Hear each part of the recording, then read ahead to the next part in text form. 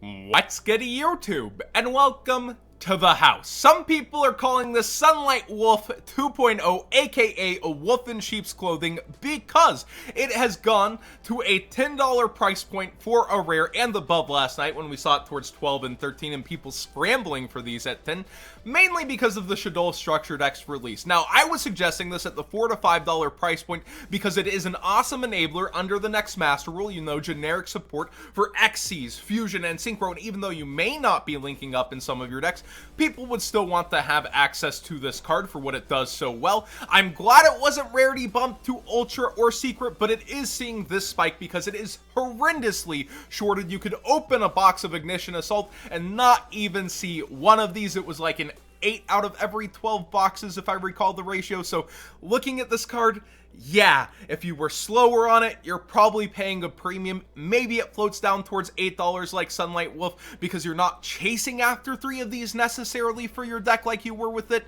but the quantities of it versus the demand when it comes to structured decks and people hunting cards to add to their structured deck strategies, boy does that demand go up versus the quantity on market. Now, I don't think the special edition is going to necessarily bring too much coolant either. They will have packs opened by vendors, chasing down the promos to sell at, you know, the lower price point per pack. But still, with Cross Sheep, I don't expect to see too many more of them on market, and people will be wanting to hold these. If you're opening up 3 of the Shaddoll Structure deck, by the way, with those competitive deck profiles from Yugi Tubers at just 30, I think you're going to have a bad time. Budget really does seem to be more of a buzzword these days, as DPYGO pointed out.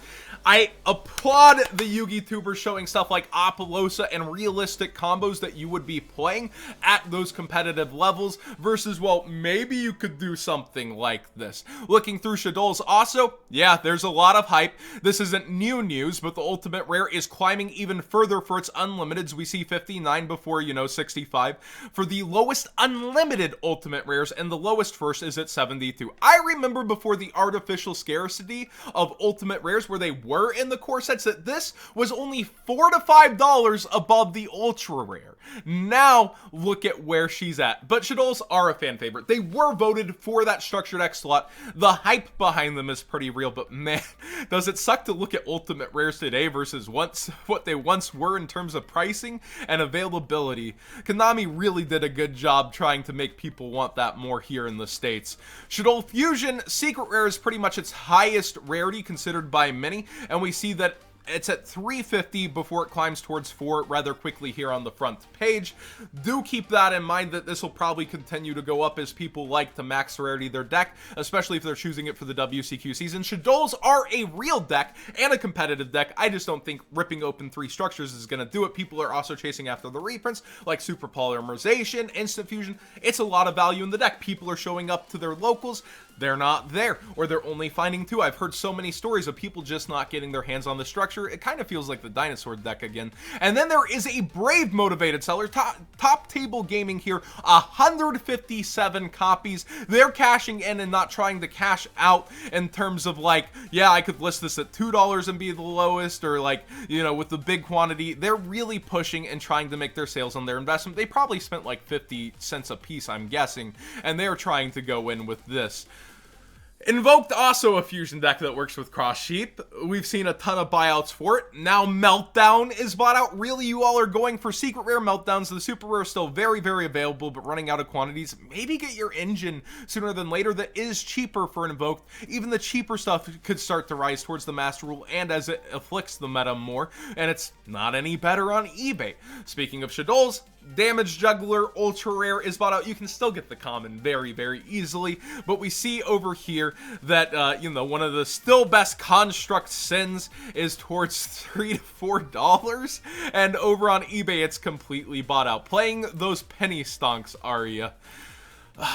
The invokes in general, Raijin, of course, an instant fusion target, new buyout, and Invoked Caliga, we have it towards $9. Just so many things are happening with the Invoke. It feels insane to me. Like, watching these cards bubble up on the market into crazy proportions versus what they were. There's just a lot of hype heading towards the new Master Rule, the current Yu-Gi-Oh! Season. People are pumped for their favorite decks to be back too. Invoked, Shaddoll is a very real deck. Will it be taking over the meta? I don't know about that. Billy did choose to play that for the UDS. He already lost his round 2 feature. But man, are people really going after this. Speaking of another card people are going after, Gage shined a spotlight, Nim over on his channel on no material and how he felt it was very underestimated at an $8 price point and how it could continue to possibly be good versus certain matchups today. I do think it was an underestimated card, but does it deserve a price spike? The market is deciding and they're saying yes. I think that this card kind of gets weaker under the new Master Rule, even though they can't use it as a material for pretty much anything out of the extra deck, Fusion Synchro XE, so maybe there will be some choke points for Synchro decks, but I still think that this is from Dane, Dark Neostorm, which the cards are up for reprint as Signet Mining is getting reprinted in the March set. I just don't see this spiking up much further than this, and I see it cooling back down over time. But maybe there's some poggers plays for it, maybe there's some realness to it. It's up on eBay as well as people went to get their copies. Hey, TrueNade here. For the original Expo copies, first edition, are very available over on TCG Player, so if you are shopping TCG Player, use my TCG Player link in the description down below, costing you nothing extra and supporting the channel directly for the cards you'd already be buying. But I've called this as a kind of low pennier stock, and it's been going up over here, and then we see it on eBay. There's one first edition, one, before it spikes to 8 to 10. So like, I don't know this brave lad keeping it over here very cheap, but he's got 5 available holding the line at $3. I find it interesting because it is good spell and trap removal. I activated it last night on Duelist, and they're like, I didn't expect that. It's non-destruction removal, but floodgates can flip in response. Other things can happen. So do be aware that it's not just like a replacement for Lightning Storm, but people are after the originals of this. I don't really know why Emergency Teleport's up other than maybe Master Rule hype. If anyone wants to let me know, Cosmo hype. I really don't know. But people are after Emergency Teleport in all forms. Let me know in the comment section down below what you know about this card. And Overdrive Teleporter, speaking of teleporters in Yu-Gi-Oh!, is kind of one of those penny stocks in terms of its unlimited that I really enjoy. And I noticed the first ed actually spiked and is out. So somebody else is watching this card as well. It was actually one of the last cards I invested in before I quit vending, so I still have a little stack of unlimiteds. But the first edition towards $15 to $17. And it's not even a collectible card like Rescue Rabbit or anything. Just people really holding on to those first editions of this man's. Gravity Collapse out of Starstrike Blast. I didn't want to bring this card up, but it is too good to ignore as a penny stock out of Starstrike Blast, because it reads, you send a face-up synchro monster you control to the graveyard to negate the summon of an opponent's monster you destroy, and your opponent cannot summon any more monsters till the end phase. So while it's synchro specific, it does have a higher ceiling under the next Master Rule, because you shut them off from summoning period, and it's not just a special summon you stop, a summon. So you can even stuff their normal summon and just pretty much in their turn in terms of summoning. All they can do is set cards, so not very good against the control back row decks, but very, very good against any other deck that's combo heavy and trying to pop off. Imagine you just stuff the summon of like a Stratos or something. Up, you can't summon hero player. Smile. Like, wow, this can really shut down entire decks. Masquerena. Oh, really? 53. I just like saying, hey, Masquerena, aye. The gap is actually closing for the first time in history, where usually there's a $5 gap versus eBay. There's only one card left in this gap from Canada before it's 51 to 52. So Masquerena is actually clamoring off the freaking market. I am kind of shocked. I called this being a max of 55, and we're hitting that this early. Now I really don't know where it's max price could actually end up at. I'm kind of flabbergasted that an ultra rare, shorted or not, could end up at this point for a set.